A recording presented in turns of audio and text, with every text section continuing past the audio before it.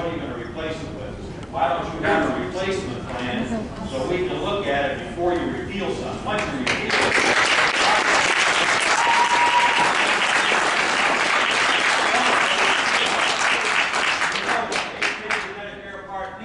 that donut hole was a killer for seniors.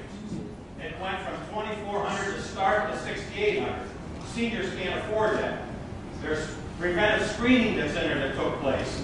There's for people between 55 and 64 that lost their jobs, like right down the street here, that could not get health care.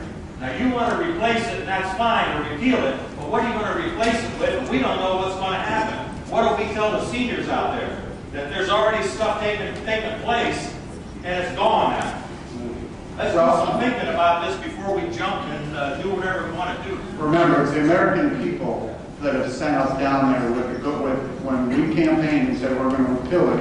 The American people sent us down there, 87 new representatives. And I agree with you, there are some good things, but there's also a $500 billion in cuts to Medicare that are going to go into place real soon. And that's through Medicare Advantage, which takes more out of traditional Medicare than anything. That's what you got to tell us. It comes out of traditional Medicare. And it's why should insurance companies get more? Now I'll tell you something. I was involved in healthcare, and since 1993, healthcare has went up double digits every year. It's never come down. What's going to make it come down? And tell me one job that they've taken away from it. This new health care law.